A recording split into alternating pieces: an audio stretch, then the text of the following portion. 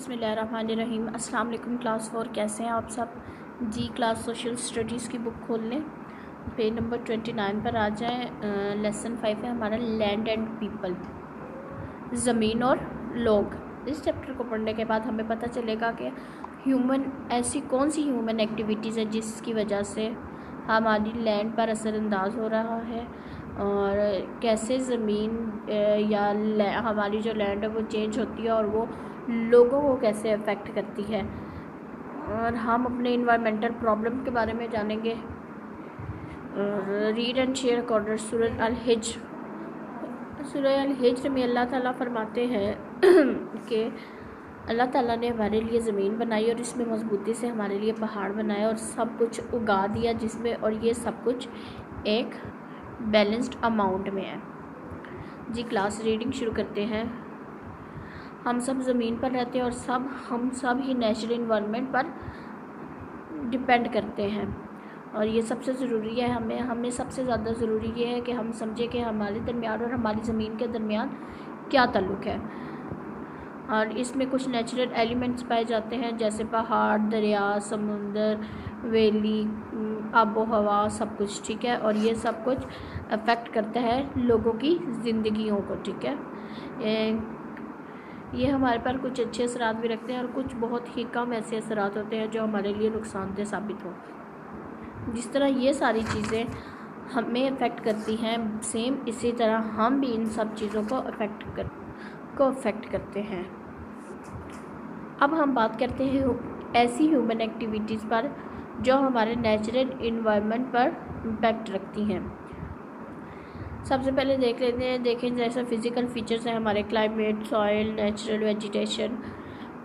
ये सब चीज़ें हमारे नेचुरल इन्वायरमेंट पर इफ़ेक्ट करती हैं, ठीक है।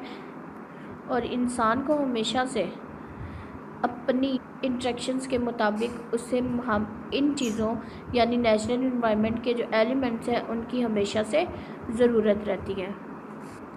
क्या हम हवा, पानी, मिट्टी के बगैर ज़िंदा रह सकते हैं? नहीं रह सकते ना। इसीलिए ये चीज़ें हमारे लिए बहुत इम्पोर्टेंट है और हमें इन चीज़ों की ज़रूरत हमेशा से रहती है। जैसे जैसे इंसानों की आबादी बढ़ती है इसी तरह हमारी ज़रूरियात भी बढ़ती हैं।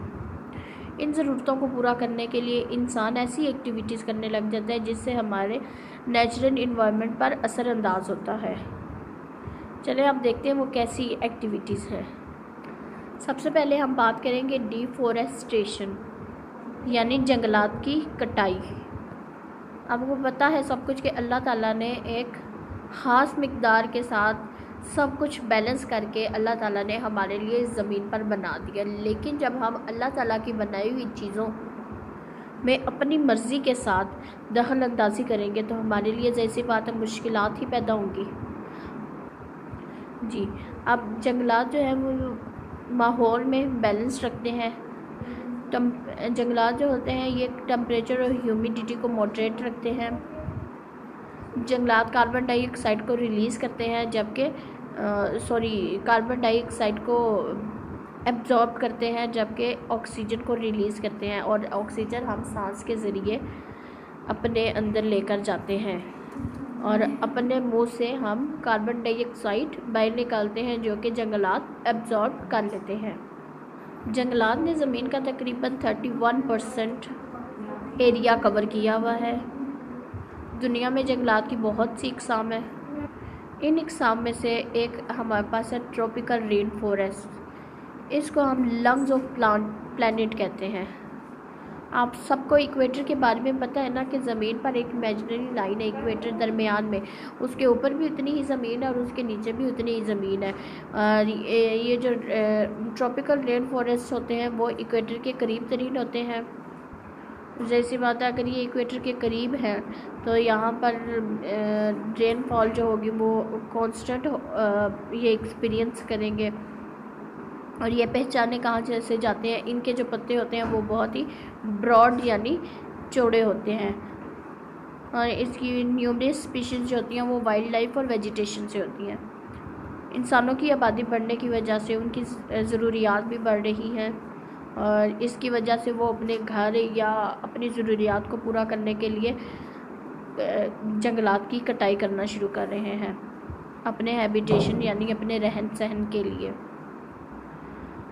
इसी वजह से हमें भी ऑक्सीजन की कमी महसूस होती है, ज़्यादा सैलाब आते हैं और टेम्परेचर हाई हो जाता है और loss of natural habitats for many birds और एनिमल्स। ऐसी बात है, जंगलात में ही परिंदे और जानवर रहते हैं, जंगलात ही नहीं होंगे तो वो कहाँ रहेंगे। दूसरी हम बात करते हैं अपनी एक्टिविटीज़ के बारे में, वो है बिल्डिंग डैम्स। डैम्स इसलिए बनाए जा सकते हैं ताकि हम पानी को स्टोर कर सकें और ज़रूरी एतबार से भी डैम्स की काफ़ी अहमियत है। इससे हम बिजली बना सकते हैं और इन डैम से हम सैलाब से भी बच सकते हैं। इतने ज़्यादा फ़वाइद होने के बावजूद भी डैम्स के कुछ नुकसानात भी हैं। वो क्या है कि ये दरियाओं का पानी रोक लेते हैं। जब दरियाओं में पानी नहीं होगा तो बहुत सी स्पीशीज़ जैसे वाटर हैबिटेट्स होते हैं वो हमारे पास ख़त्म हो जाएंगी। आपको पता है जो मछलियाँ होती हैं वो पानियों के दरमियान में माइग्रेशन करती हैं, यानी एक पानी से दूसरे पानी में जाती हैं, लेकिन डैम्स की वजह डैम्स में जो मछली रह जाती है वो किसी दूसरे पानी में नहीं मिल सकती। क्यों? क्योंकि डैम्स की बहुत ऊंची ऊंची दीवारें होती हैं। कभी कभार जब उनके गेट्स खुले तो जा सके तो जा सके, नहीं तो नहीं जाती। यहाँ पर हमारा आज का लेक्चर ख़त्म होता है। इंशाल्लाह हम नेक्स्ट जो हमारा चैप्टर रह गया वो हम नेक्स्ट लेक्चर में कंप्लीट करेंगे। और अगर आपको कोई बात समझ नहीं आती तो आप पूछ लीजिएगा। Thank you so much class. अल्लाह हाफिज़।